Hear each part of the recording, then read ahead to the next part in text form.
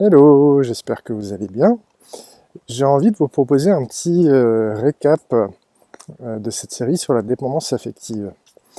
Donc, si vous n'avez pas vu la majorité des vidéos ou si vous n'avez pas suivi le fil de manière séquentielle, ça risque peut-être d'être un petit peu dur pour vous. Donc là, j'ai envie de vous poser une série de questions pour voir finalement qu'est-ce que vous avez retenu. Et comme je disais justement dans une de ces vidéos, se poser la question pour essayer de récupérer les infos en mémoire, c'est une manière très pertinente de consolider les infos. Parce que si on regarde une vidéo et qu'on n'en fait rien, aucune pratique ou qu'on ne se pose pas de questions dessus, la connaissance elle reste éventuellement stockée dans un coin du cerveau, et encore c'est pas sûr, mais elle n'est pas raccrochée à des choses pratiques, donc elle vous sert en fait à rien. Donc les questions que j'aimerais vous poser sont les suivantes. Quelle définition je vous propose de la dépendance affective? Quelle notion je vous ai proposée concernant le fait d'aimer ou l'amour? Qu'est-ce que vous avez retenu des différents mécanismes qui empêchent en général de prendre conscience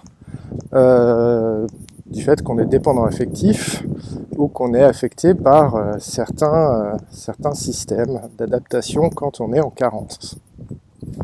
Autre question, justement, quand on est en carence, qu'est-ce qu'on a tendance à développer comme mécanisme pour pallier à la souffrance liée à cette carence?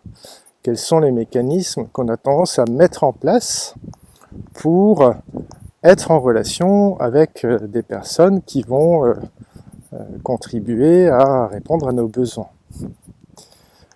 Les principaux besoins qui sont en carence quand on est dépendant affectif, c'est quoi? Est-ce qu'il y en a certains qui sont plus en avant que d'autres? Quelle est la forme un peu particulière de traumatisme qu'on trouve en général lorsqu'on est dépendant affectif?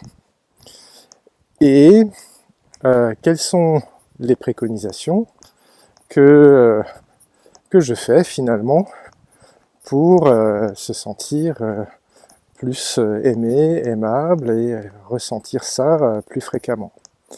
Quelles sont les recommandations aussi de Brené Brown dans cette thématique-là, et est-ce qu'elles diffèrent en fait de ce que je vous propose?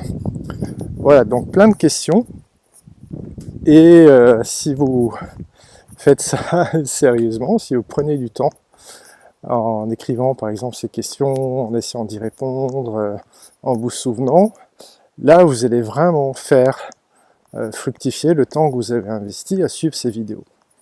Si vous ne le faites pas, ça risque de rester un petit peu lettre morte, ce que je ne vous souhaite pas.